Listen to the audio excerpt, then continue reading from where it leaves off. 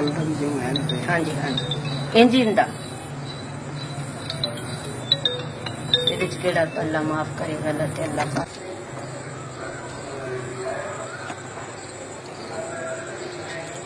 अस्सलाम वालेकुम अम्मा जी। वालेकुम अस्सलाम जी अम्मा जी की नाम है ਤੁਹਾਡਾ जी मेरा आसरा ना जी ਤੇ ਕਿਹੜੀ ਜਗ੍ਹਾ ਤਸ਼ਰੀਫ मैं ਲਿਆਏ ਹੋ? साल तो आई हैं ਬੁਸਾਲ ਤੋਂ। जी ਤੇ ਕੀ ਤੁਹਾਡਾ ਮਸਲਾ ਸੀ ਅम्मा जी? मेरा मसला सा जे कि मैं बड़ा इलाज करवाया तो मेरे पेशाब रा भी खून आंदा सा जे उल्टी रा भी खून आंदा सा जे नक रा भी खून आंदा सा जे ते जिस दिन दा मैनू पता लगा मैं हकीम साहब कोलों दवाई खड़ी अल्लाह दा फजल होया बड़ा करम होया महीने बाद मैनू बिल्कुल ना कोई खून है ना कुछ मैं अगे नाल बड़ी बेहतर हाँ बिल्कुल बेहतर हाँ ਤੇ ਹਕੀਮ ਸਾਹਿਬ ਤੋਂ ਇਲਾਜ ਕਰਾਉਣ ਤੋਂ ਪਹਿਲੇ ਕਿਧਰੇ ਇਲਾਜ ਕਰਵਾਉਂਦੇ जी ਰਹੇ ਹੋ? मैं करवांदी रही जी मैं बड़े पैसे लाए जे मैं बड़े डॉक्टरों को दौड़ी भजी जे मैं मायूस होके ते मैनू किसी दसिया जे ते मेरे मौला मेरी मदद की जे ते मैं गरीब दी इत्थों सुनी गई जे ਠੀਕ मेरे ਹੈ। मालिक ने मेरी मदद की जी मैं बड़ी परेशान था जी ਹੁਣ ਬਿਹਤਰ ਹੋਇਆ ਨਹੀਂ ਕਿ जी इंशाल्लाह मैं बड़ी बेहतर जी मैं सारी रात रोंदियां कर दी सारी ਅੱਲਾਹ ਪਾਕ ਤੁਹਾਨੂੰ ਸੇ ਦਿੱਤੀ शुक्र है अल्हम्दुलिल्लाह मेरे मालिक ने नींद भी ज्यादा होते क्योंकि माँ जी ਨੂੰ ਕੈਂਸਰ ਸੀ ਪਾਖਾਨੇ ਦਾ ਰਸਤਾ ਖੂਨ ਆਉਂਦਾ ਸੀ ਮੂੰਹ ਦਾ ਰਸਤਾ ਹੈ ਨੱਕ ਦਾ ਰਸਤਾ ਹੈ ਜਿਸ ਤਰ੍ਹਾਂ ਤੁਸੀਂ ਦੇਖਿਆ ਉਲਟੀ ਦੇਖੀ ਨੇ ਜਿਸ ਤਰ੍ਹਾਂ ਤੇ ਮਾਂ ਜੀ ਬੜੇ ਪਰੇਸ਼ਾਨ ਸਨ ਲੇਕਿਨ ਇਹਨਾਂ ਦੀ ਪਰੇਸ਼ਾਨੀ ਦਾ ਆਲਮ ਤੁਸੀਂ ਖੁਦ ਉਹਨਾਂ ਦੇ ਚਿਹਰੇ ਤੋਂ ਦੇਖ ਸਕਦੇ ਹੋ ਤੇ ਅਲਹਮਦੁਲਿਲਾ 1 ਮਹੀਨਾ ਦਵਾਈ ਖਾਣ ਤੋਂ ਬਾਅਦ ਮਾਸ਼ਾਅੱਲਾ ਮਾਸ਼ਾਅੱਲਾ ਮਾਸ਼ਾਅੱਲਾ ਠੀਕ ਹੈ ਔਰ ਰੋਂਦੇ ਰੋਂਦੇ ਇਹਨਾਂ ਦੇ ਟਾਈਮ ਗੁਜ਼ਰ ਜਾਂਦਾ ਸੀ ਇਤਨੇ ਪਰੇਸ਼ਾਨ ਸਨ ਲੇਕਿਨ ਅਲਹਮਦੁਲਿਲਾ लोग सुते हुंदे सन मैं रोंदी हुंदी सी लोग जागदे हुंदे सन मैं फिर जाग के रोंदी हुंदी सी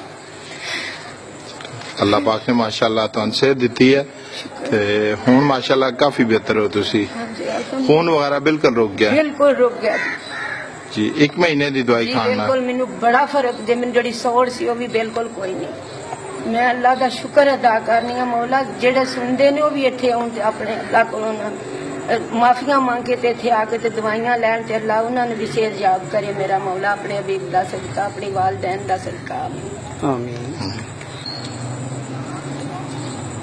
अस्सलाम वालेकुम बाबा जी। वालेकुम अस्सलाम। ਬਾਬਾ ਜੀ ਇਹ ਤੁਹਾਡੇ ਕੀ ਲੱਗਦੇ ਹਨ ਅੰਮਾ ਜੀ? ਇਹ ਮੇਰੀ ਬੀਵੀ।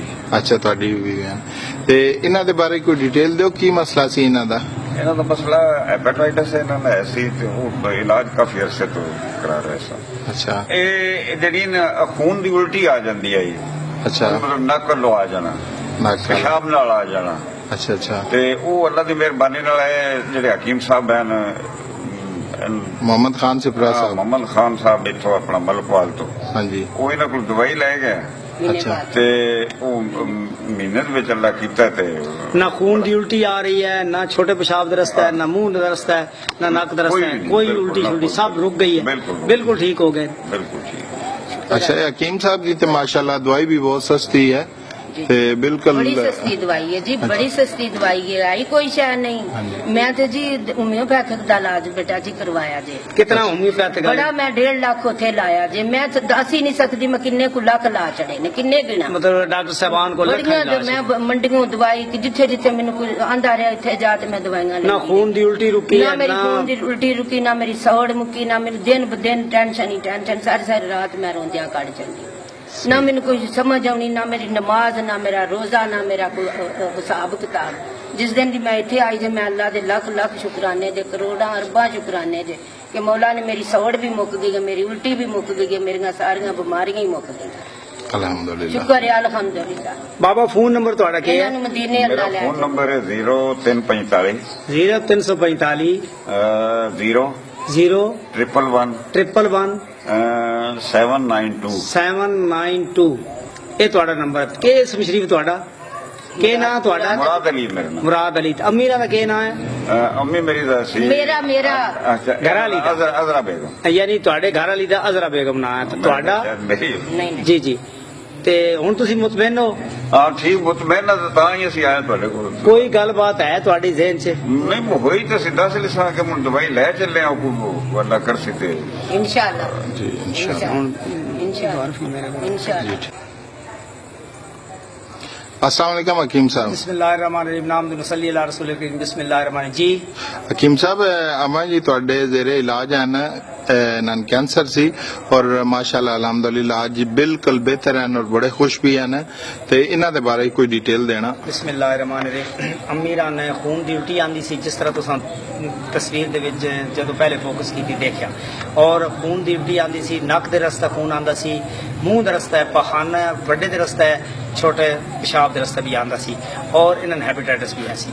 ਔਰ ਜਦੋਂ ਸਾਡੇ ਕੋਲ ਆਏ ਤੇ ਖੂਨ ਮੁਸਲਸਲ ਖੂਨ ਦੀ ਉਲਟੀ ਇਹਨਾਂ ਉਹਨੇ ਕੀਤੀ, ਔਰ ਜਿਸ ਤਰ੍ਹਾਂ ਸਾਂ ਮਤਲਬ मूवी पहले बनाई, और अल्हम्दुलिल्लाह 1 महीने की दवाई मुसलसल खाण नाल आज तक खून की उल्टी नहीं आई। नहीं जी, बिल्कुल जी। ना पाखाने दे रस्ता है, ना मुंह दे रस्ता है, या नक दे रस्ते नहीं आई। बाबा जी नहीं आई, नहीं। बिल्कुल फिट है बिल्कुल। और अल्हम्दुलिल्लाह सिर्फ इन्हें 2 महीने का और कोर्स है, और इंशाअल्लाह मुड़ के जिंदगी दे विच खून दी उल्टी दी ए नान हैजिकल लिम्फोमा कैंसर डॉक्टर साहबान कहते हैं ये नॉर्मल गल है साडे वास्ते, क्योंकि इहदा इलाज मुमकिन है। कैंसर वो चीज़ होती जिहदा इलाज ना होवे, लेकिन ये हर कैंसर दा इलाज मुमकिन है। बिल्कुल जी। मैं तो उस्मान सलाम जिन्हां ने इन्हां नूं पैदा जन्म दिता है, उस्मान बाप नूं सलाम जिन्हां ने इन्हां नूं जन्म, अल्लाह मेरा अल्लाह बस अल्लाह ताला गैब दे खजाने च करम फरमांदे ने, असीं इस काबिल जी। नहीं, लेकिन मावां दी दुआवां इंसान नूं उतार देनी। इंशाअल्लाह। खुदा रा कोई बंदा वालदैन दी बेइज्जती न करे, ना जी। वालदैन दी दुआवां दे सदका बिल्कुल। देखो मैं चबल जिहा बंदा, मैं अपने नहीं आप जी, नूं नहीं, बड़ा नहीं। बहुत घटिया इंसान नहीं, सबर ये करदा, साडा हक बनदा है ना, लेकिन ते चढ़ना है। लेकिन अर्ज करन दा बंद मकसद कीता है जी, कि बंद कीता जी, बंद कीता।